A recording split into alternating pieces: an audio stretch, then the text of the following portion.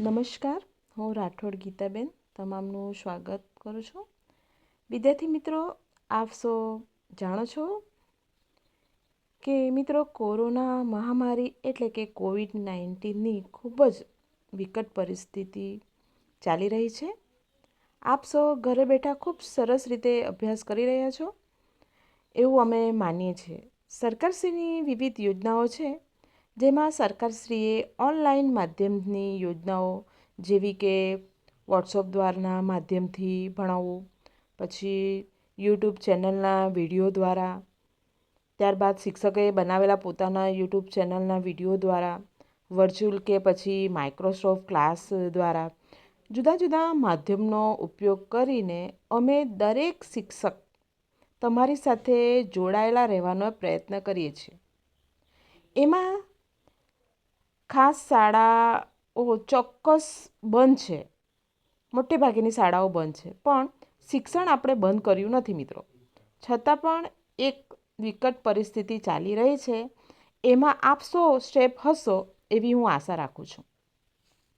ખાસ તો ધોરણ 12 મનોવિજ્ઞાન કે જેમાં ખૂબ સરસ રીતે આપણે યાદ કરીએ તો આપણી ઓનલાઈન શિક્ષણની શરૂઆત થઈ અને તમારા બધાનો સારો પ્રતિસાદ અને સહકાર દ્વારા આપણે અત્યાર સુધીમાં પ્રકરણ 1થી શરૂ કરીને ધીમે ધીમે પ્રકરણ 6 પૂરા કરી દીધા છે મિત્રો.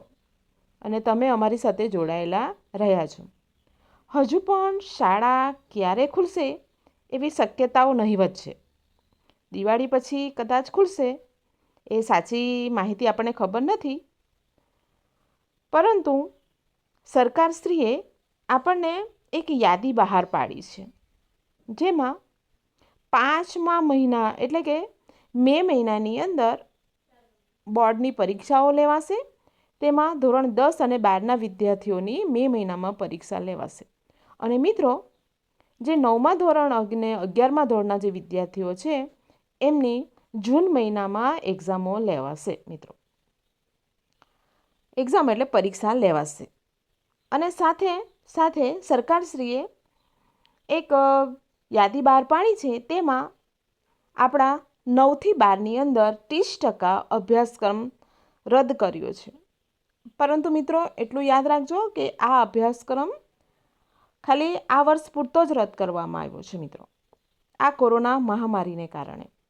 એટલે ખાસ આપણા ધોરણ 12ના મનોવિજ્ઞાનમાં પણ 30% અભ્યાસક્રમ રદ કર્યો છે.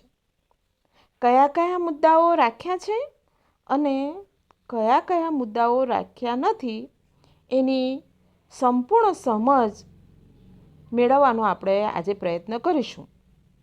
આ અભ્યાસક્રમ જાણવાની ખૂબ જરૂર છે મિત્રો, કારણ કે આપણે મનોવિજ્ઞાનમાં એવું નથી કે બીજા બધા વિષયોમાં આગળના 2 ચેપ્ટર કાઢી નાખ્યા છે, અથવા તો વચ્ચેના કાઢ્યા છે, અથવા તો પાછળના ચેપ્ટર કાઢ્યા છે.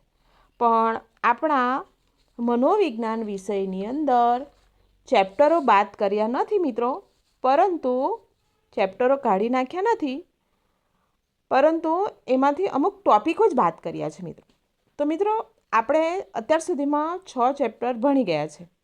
એમાંથી પણ કેટલાક મુદ્દાઓ રદ થયા છે, એ જાણવાની ખૂબ જરૂર છે.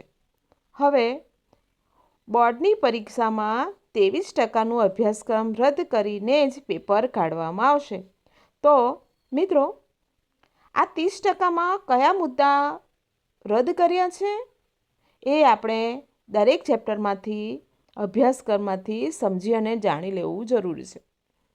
તો મિત્રો, તમે મારી સાથે જો આ વર્ચ્યુઅલ ક્લાસમાં એન્ડ સુધી જોડાયેલા રહેશો તો તમને ખ્યાલ આવી જશે કે કયા ચેપ્ટરના કયા મુદ્દાઓ રદ કર્યા છે અને કયા ચેપ્ટર આપણે આખા વાંચવાના છે.